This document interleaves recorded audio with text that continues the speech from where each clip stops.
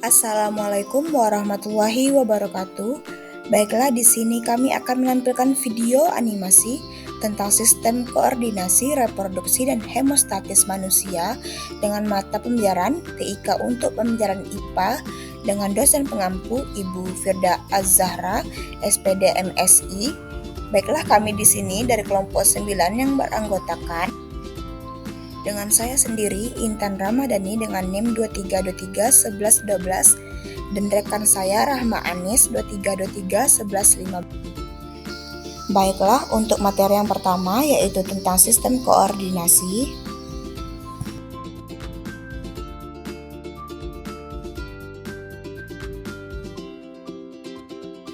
Untuk bagian pertama kita masuk pada sistem saraf manusia, di mana sistem saraf ini bertanggung jawab untuk mengontrol dan mengkoordinasi semua bagian pada tubuh kita. Sistem saraf tersusun atas jutaan sel neuron atau sel saraf. Setiap sel saraf atau neuron mempunyai bagian fungsi masing-masing. Yang pertama itu ada dendrit, di mana dendrit itu penyaluran pendek, fungsi menerima impuls dari reseptor atau dari neuron sebelumnya, dan diteruskan ke bagian badan sel yang menerima impuls dari dendrit dan meneruskan ke akson. Selanjutnya, akson akan meneruskan impuls dari badan sel dan meneruskan ke neuron berikutnya. Nah, di sepanjang akson ada selubung mielin yang berfungsi untuk melindungi dan memberikan nutrisi akson. Selanjutnya adalah sel sahwan memperbaiki sel akson yang rusak. Terus ada nodus Ranvier mempercepat pengantaran impuls. Yang terakhir akson terminal. Di ujung akson ada akson terminal yang berhubungan dengan celah sintesis, celah antara neuron satu dengan neuron lainnya. Berdasarkan fungsinya, ada 3 jenis neuron, yaitu yang pertama neuron sensorik mengantarkan impuls dari reseptor atau alat indera ke saraf pusat. Yang kedua neuron motorik mengantarkan impuls dari pusat saraf ke efektor, otot atau kelenjar. Yang ketiga ada neuron konektor menghubungkan neuron sensorik dan neuron motorik. Nah, materi selanjutnya sistem saraf pusat pada manusia. Yang pertama otak mengatur gerak sadar, yang kedua sumsum tulang belakang melalui spinalis mengatur gerak refleks. Otak pada manusia dilindungi oleh 3 selaput pembungkus dari luar ke dalam. Yang pertama durameter, bagian paling luar melekat dengan tulang tengkorak. Yang kedua arachnoid, bagian terdalam. Yang ketiga piameter, bagian yang melekat dengan otak. Otak terbagi menjadi beberapa belahan. Otak besar cerebrum berfungsi sebagai pusat gerak sadar dan tempat mengolah berbagai impuls dari berbagai macam indera. Otak kecil cerebellum berfungsi sebagai pengaturan keseimbangan gerak. Kelenjar pituitari berfungsi sebagai kelenjar yang menghasilkan berbagai macam hormon. Kelenjar pineal berperan dalam pengaturan jam biologis, misalnya waktu bangun tidur. Selanjutnya, ada pun beberapa gangguan pada sistem saraf. Sistem saraf pada manusia dapat mengalami kelainan atau penyakit. Penyebabnya dapat berasal dari lingkungan atau luar atau dari dalam tubuh. Antara lain, yang pertama itu ada epilepsi, yaitu suatu keadaan bukan suatu penyakit, serangan muncul jika otak atau bagian dari otak tiba-tiba berhenti bekerja sebagaimana mestinya selama beberapa saat. Selanjutnya ada meningitis, merupakan radang selaput otak karena infeksi bakteri atau virus. Selanjutnya ada ensefalitis, merupakan peradangan jaringan otak biasanya disebabkan oleh virus. Yang terakhir ada neuritis, merupakan gangguan saraf tepi akibat peradangan, keracunan atau tekanan. Selanjutnya yaitu alat indera. Sistem indera merupakan salah satu bagian dari sistem koordinasi yang merupakan reseptor atau penerima rangsang. Alat indera merupakan reseptor yang peka terhadap perubahan lingkungan dan rangsangan. Setiap reseptor hanya menerima jenis perubahan lingkungan dalam bentuk rangsangan tertentu. Oleh karena itu, reseptor diberi nama menurut jenis rangsangan yang diterimanya, yaitu sebagai berikut. Yang pertama, fotoreseptor, penerima rangsangan cahaya. Yang kedua, kemoreseptor, penerima rangsangan zat kimia. Yang ketiga, mekanoreseptor, menerima rangsangan fisik, misalnya sentuhan. Yang keempat, audioreseptor, menerima rangsangan suara. Yang kelima, termoreseptor, penerima rangsangan panas atau temperatur. Untuk alat indera yang pertama yaitu alat indera penglihatan. Mata merupakan indera penglihatan yang bertindak sebagai fotoreseptor yang mampu menerima rangsangan berupa cahaya. Bola mata terdiri dari 3 lapisan, yaitu yang pertama sklera, tempat perlekatan dengan otot di luar bola mata. Yang kedua yaitu koroid, banyak pembuluh darah untuk memberi nutrisi. Yang ketiga yaitu retina, tempat jatuhnya bayangan atau menangkap bayangan di retina. Terdapat 2 sel, yaitu yang pertama sel batang mengandung pigmen rhodopsin bekerja saat gelap. Yang kedua yaitu sel kerucut mengandung pigmen. Iodopsin membedakan sebagai warna, bekerja saat terang. Yang kedua yaitu indera pendengaran. Telinga merupakan indera pendengaran fonoreseptor dan sebagai pendeteksi keseimbangan atau equilibrium, telinga menerima rangsangan berupa getaran sehingga disebut fonoreseptor. Reseptor telinga untuk pendengaran adalah organ korti pada koklea dan untuk keseimbangan adalah otolit. Telinga berfungsi untuk menerima gelombang suara. Gelombang suara merupakan suatu perubahan penekanan dan peragangan dari molekul udara yang disebabkan oleh bergetarnya suatu benda. Yang ketiga yaitu indera pembau. Hidung merupakan indera pembau yang menerima rangsangan zat kimia yang bertindak sebagai komoreseptor. Reseptor hidung adalah saraf olfaktori dan terletak pada langit-langit rongga hidung yang peka terhadap molekul bau atau odoran. Daerah yang sensitif terhadap rasa bau terletak di bagian atap rongga hidung di mana terdapat dua jenis yaitu sel penyokong berupa sel-sel epitel dan sel-sel pembau sebagai reseptor yang berupa sel-sel saraf. Yang keempat yaitu indera pengecap. Lidah berfungsi sebagai indera pengecap yang biasanya dikenal dengan kemoreseptor cair. Reseptor lidah adalah papila atau tonjolan yang terletak di permukaan lidah dan di dalamnya terdapat tunas pengecap yang peka terhadap molekul yang dapat larut dalam air liur. Indera pengecap terdapat pada lidah. Permukaan lidah bersifat kasar karena memiliki tonjolan-tonjolan yang disebut papila. Yang kelima yaitu indera peraba. Kulit berfungsi sebagai indera peraba yang biasa dikenal dengan mekanoreseptor atau tangoreseptor. Kulit memiliki reseptor. Reseptor kulit terdiri dari korpus-korpus pada lapisan epidermis dan dermis yang dapat merasakan berbagai rangsangan. Yang pertama yaitu reseptor ujung saraf tanpa selaput terletak pada lapisan epidermis merasakan sakit atau nyeri.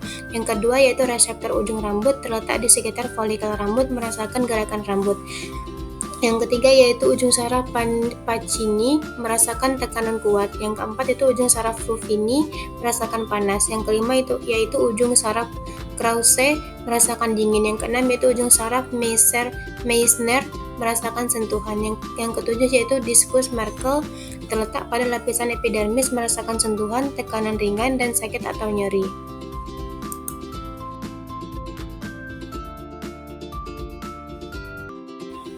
Selanjutnya yaitu sistem hormon.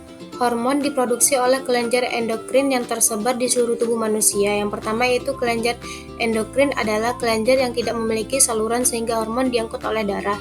Yang kedua yaitu hormon mengatur fungsi seperti pertumbuhan dan perkembangan, keseimbangan air, sistem reproduksi, serta laju reaksi kimia dalam sel. Selanjutnya itu kelenjar tiroid menghasilkan hormon tiroksin berperan penting dalam metabolisme tubuh. Selanjutnya kelenjar paratiroid menghasilkan paratormon mengubah kalsium tulang menjadi kalsium darah. Selanjutnya kelenjar adrenal menghasilkan hormon adrenalin mempercepat denyut jantung. Selanjutnya kelenjar pankreas menghasilkan hormon insulin mengatur kadar gula darah. Selanjutnya itu kelenjar testis menghasilkan testosteron mengatur perkembangan seksual pria. Selanjutnya itu ovarium menghasilkan estrogen perkembangan seks sekunder wanita. Progesteron menjaga kestabilan rahim. Untuk materi yang kedua tentang sistem reproduksi. Untuk materi yang kedua tentang sistem yang pertama ada organ reproduksi pria, kandung kemih, organ berbentuk kantung yang berfungsi menyimpan urin, kelenjar prostat, kelenjar yang menghasilkan cairan yang menjadi bagian dari air mani, uretra, saluran yang mengalirkan urin dari kandung kemih keluar tubuh, juga berfungsi sebagai jalur keluarnya air mani, vas deferens, saluran yang mengangkut sperma dari testis menuju uretra. Selanjutnya testis, organ yang memproduksi sperma dan hormon testosteron. Skrotum, kantung kulit yang menampung testis, kepala penis, bagian ujung penis yang sensitif, lubang penis, ujung uretra di bagian urin atau air mani keluar dari tubuh. Yang kedua, organ reproduksi wanita, ovarium atau indung telur memproduksi sel telur atau ovum dan hormon seks seperti estrogen dan progesteron. Tubal fallopi atau saluran telur menghubungkan ovarium dengan rahim dan tempat terjadinya pembuahan. Uterus atau rahim tempat janin berkembang dan menempel setelah pembuahan. Serviks atau leher rahim membuka ke vagina dan berperan penting dalam proses menstruasi dan persalinan. Yang terakhir, vagina merupakan saluran yang menghubungkan rahim dengan dunia luar, tempat masuknya sperma dan jalan lahirnya bayi.